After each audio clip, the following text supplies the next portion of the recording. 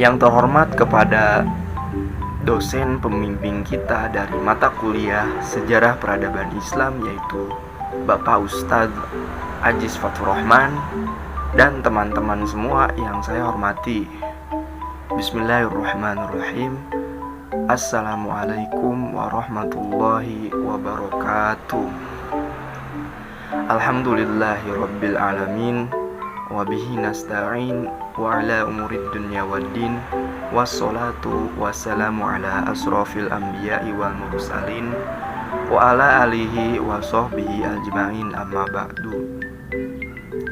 Pertama-tama, marilah kita panjatkan puja dan puji syukur kita kehadirat Allah Subhanahu wa Ta'ala, yang mana pada kesempatan kali ini kita dapat melaksanakan kegiatan belajar dan mengajar walaupun dalam kondisi yang sedang pandemi seperti saat ini, tetapi tidak memutus semangat kita untuk belajar. Sholawat dan salam semoga tercurah limpahkan kepada baginda kita, Habibina wa syafi'ina wa maulana Muhammad Sallallahu Alaihi Wasallam, yang mana telah membawa kita dari zaman kegelapan menuju zaman terang benderang seperti sekarang ini. Baiklah, saya selaku moderator, izinkan saya untuk memaparkan materi dari kelompok kami, yaitu kelompok 3 Sejarah Peradaban Islam, yang menjelaskan tentang sejarah peradaban Islam pada masa Khalifah Umar bin Khattab. Sebelumnya, izinkan saya untuk memperkenalkan diri saya terlebih dahulu. Perkenalkan, nama saya Aldi Alfian Indra dengan NIM 2112005 dari kelompok 3, dan teman saya. Baiklah, kami dari kelompok 3 akan memaparkan presentasi, yaitu Sejarah Peradaban Islam pada masa Khalifah Umar bin Khattab. Untuk pemateri pertama, saya silahkan kepada Rahkel Akbar. Waktu dan tempat saya persilahkan. Di sini saya akan menjelaskan tentang peradaban Islam pada masa Umar bin Khattab. Umar bin Khattab berperan dalam Islam sebagai pengganti setelah Nabi Muhammad dan Abu Bakar wafat. Maka Umar bin Khattab hanya menyampaikan ajaran agama Islam yang disampaikan Nabi Muhammad kepadanya. Berhadapan dengan Abu Bakar, Umar dipercaya sebagai khalifah kedua bukan melalui pemilihan, melainkan melalui penunjukan atau wasiat dari pendahulunya. Salah satu prinsip Islam adalah menyebarkan ajarannya kepada orang lain. Keyakinan ini juga secara otomatis mempengaruhi kelancaran beberapa perkembangan pada masa Umar bin Khattab. Beberapa daerah yang telah ditaklukkan oleh Umar bin Khattab dapat dilihat dari kesuburan tanahnya, strategisnya dalam dunia perdagangan untuk dijadikan basis penaklukan selanjutnya, seperti kota Mesir yang ditaklukkan. Kota ini merupakan lumbung padi besar bagi Konstantinopel. Selain itu, bahwa kota ini juga dekat dengan Hijaz, pelabuhan yang sangat penting dan bisa menjadi pangkalan penaklukan Afrika selanjutnya. Kedua, ada penaklukan Madain. Pada saat itu, pasukan Islam yang dipimpin oleh Sa'ad mendapatkan perlawanan sengit selama beberapa waktu. Namun pada akhirnya, musuh menyerah setelah tidak mampu menahan pengepungan pasukan Islam di sekitar kota Al-Madain. Dengan penyerahan ini, salah satu kota terpenting di Persia ditaklukkan. Penyerahan Al-Madain menjadi titik awal penaklukan pasukan Islam terhadap kota Persia lainnya. Dan yang ketiga, ada penaklukan Baitul Maqdis. Abu Ubaidah bin Al-Jarrah pergi untuk memimpin para pejuang Islam. Kemudian mereka mengepung Baitul Maqdis dan mempersempit ruang gerak Romawi, hingga mereka sempat berdamai dengan syarat Amirul Mukminin. Umar bin Khattab bersedia datang menemui mereka. Akhirnya perdamaian dengan umat Nasrani Baitul Maqdis tercapai. Selanjutnya, penaklukan besar yang terjadi pada masa Umar bin Khattab, antara lain, yang pertama, penaklukan Damaskus. Pasukan Islam berhasil menaklukkan Damaskus di bawah kepemimpinan Abu Ubaidah, Amir bin Jarrah, Khalid bin Walid, Amir bin Al-Ash, Syurahbil bin Hasanah, dan Yazid bin Abi Sufyan.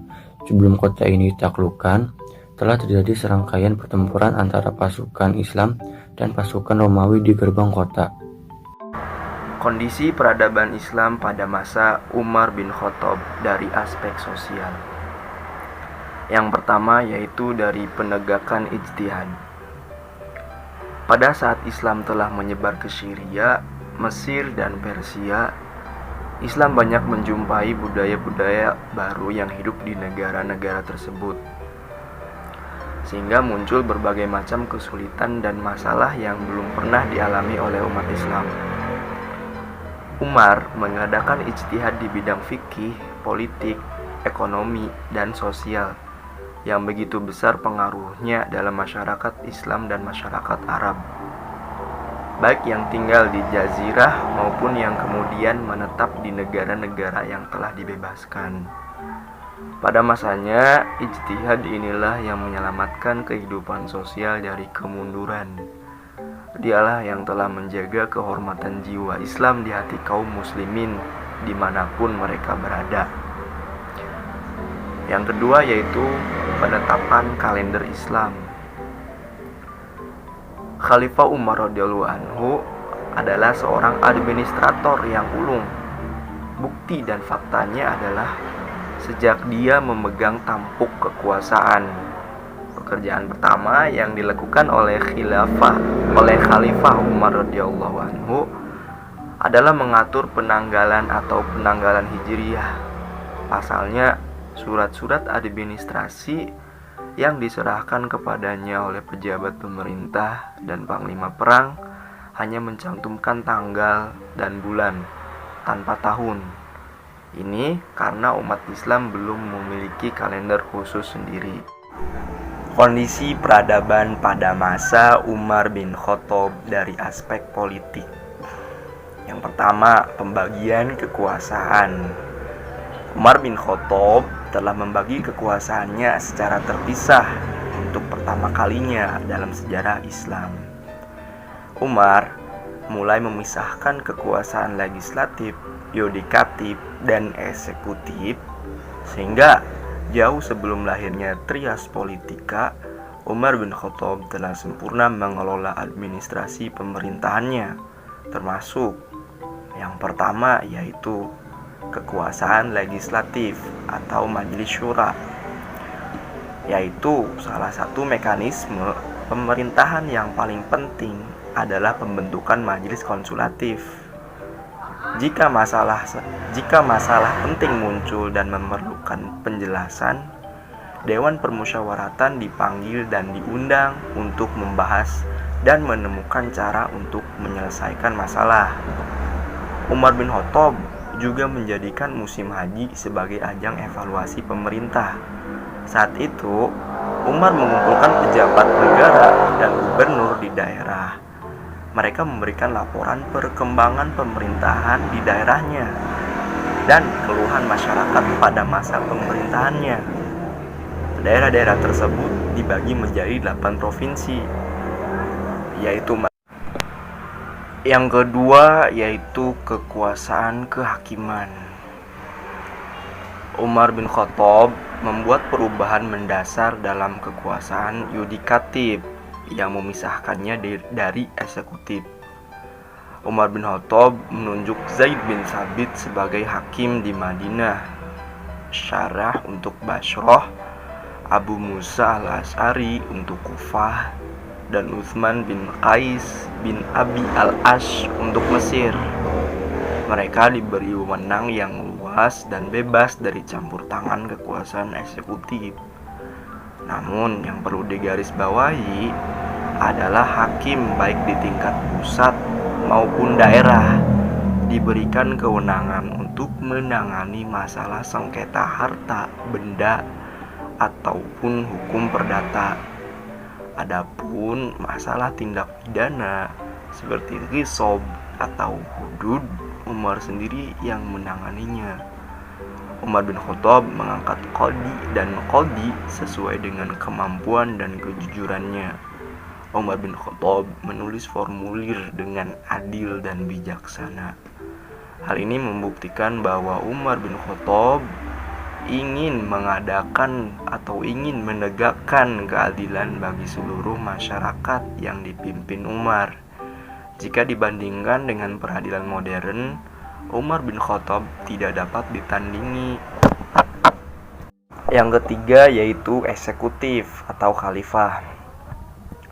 Pada masa pemerintahan Umar bin Khattab, organisasi kenegaraan mulai berkembang sesuai dengan keutuhan umat Islam saat itu. Hal ini dilakukan oleh Umar bin Khattab untuk meningkatkan kerjasama atau kesejahteraan umat Islam. Negara ini disusun sebagai berikut. Di antaranya organisasi politik terdiri dari yang pertama yaitu Al-Khilafat atau kepala negara. Yang kedua adalah Al-Wizrat atau menteri. Yang ketiga ada Al-Kitabat, yaitu sekretaris negara. Sedangkan dari administrasi negaranya sendiri, yang pertama ada Diwan Al-Jundi, yaitu Departemen Pertahanan dan Keamanan. Yang kedua ada Diwan Al-Kharaj atau Bait Al-Ma'al.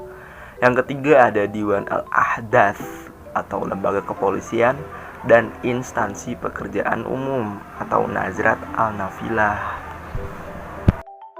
Oke, saya akan melanjutkan pemaparan materi berikutnya. D. Sistem pemerintahan Umar bin Khattab. Pada masa pemerintahan Umar bin Khattab terjadi penaklukan yang pesat. Dengan pesatnya pemekaran wilayah, maka administrasi pemerintahan pun berkembang. Umar bin Khattab mulai menerapkan sistem pembayaran gaji dan pajak yang mulai diatur dan diterbitkan. Salah satu sistem pemerintahan yang terpenting adalah membentuk majelis pemusyawaratan yang berfungsi sebagai badan legislatif.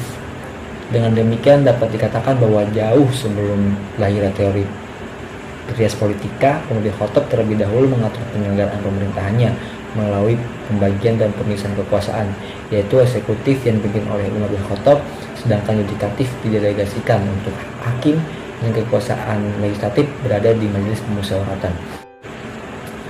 Kemudian uraian rinci tentang sistem pemerintahan Umar bin Khattab adalah yang pertama sumber kedaulatan.